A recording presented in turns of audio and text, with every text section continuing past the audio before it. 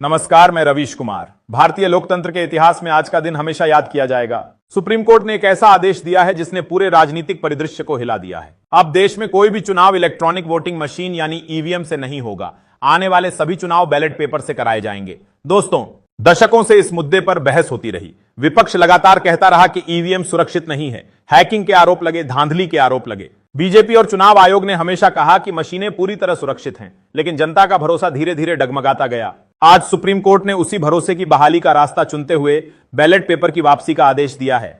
यह फैसला सिर्फ तकनीकी बदलाव नहीं है, यह लोकतंत्र के स्वरूप को बदल देने वाला फैसला है। मोदी शाह की राजनीति, उनकी रणनीति, उनकी जीत की मशीनरी, सब कुछ ईवीएम पर टिका हुआ था। अब खेल बदल गया है। कोर्ट ने साफ कहा है कि लोकतंत्र भरोसे पर खड़ा होता है। अगर वोटिंग प्रक्रिया पर ही सवाल उठ रहे हों तो उस प्रक्रिया को बदलना जरूरी है। अदालत ने यह भी कहा कि दुनिया के कई देशों ने सुरक्षा कारणों से ईवीएम छोड़कर फिर से बैलेट पेपर अपनाया है।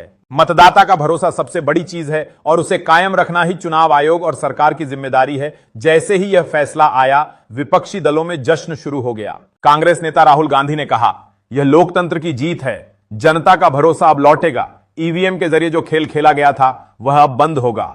अरविंद केजरीवाल ने ट्वीट किया, सुप्रीम कोर्ट ने जनता की आवाज सुनी। अब किसी को यह कहने का मौका नहीं मिलेगा कि मशीन ने परिणाम बदले। अखिलेश यादव ने कहा, अब जनता अपने वोट की गिनती अपनी आंखों से देखेगी। यह नया भारत है, असली लोकतंत्र है। बीजेपी के बड़े नेता फिलहाल चुप हैं। प्रधानमंत्री नरेंद्र मोदी और गृह मंत्री अमित शाह ने अभी तक इस पर कोई आधिकारिक बयान नहीं दिया है, लेकिन अंदर खाने बेचैनी साफ है, क्योंकि बीजेपी पिछले 10 सालों से हर चुनाव तेज गिनती और मशीन आधारित रणनीति पर जीतती आई है। अब उन्हें जमीनी स्तर पर सीधा मुकाबला करना होगा। यह फैसला हमें उन दिनों की याद दिलाता है जब देश में हर चुनाव बैलेट पेपर से होता था। मतदाता मतदान केंद्र पर जाता, पर्ची लेता, निशान लगाता और फिर मतपेटी में डाल देता। वोटों की गिनती घंटों नहीं बल्कि कई बार दिनों तक चलती थी। नतीजे देर से आते थे, लेकिन लोगों को भरोसा रहता था कि उनका वोट सुरक्षित है। बूथ कैप्चरिंग जैसी समस्याएं भी थीं, लेकिन उसका हल सुरक्षा बढ़ाकर निकाला जाता था। आज फिर वही व्यवस्था लौट रही है। बैलेट पेपर पर लौटना आसान नहीं होगा। लाखों करोड़ों बैलेट पेपर छपवाने होंगे, मतपेटियों का इंतजाम करना होगा, सुरक्षा, स्टोरेज और गिनती के लिए लाखों कर्मचारी लगाने होंगे। चुनाव आयोग के सामने यह बहुत बड़ी लॉजिस्टिक चुनौती है, लेकिन विशेषज्ञ कहते हैं कि यह मेहनत लोकतंत्र की साख बचाने के लिए जरूरी है। अब हर पार्टी को असली जमीन पर उतरना पड़ेगा। न तो सर्वर बदला जा सकता है, न बटन में छेड़छाड़ हो सकती है।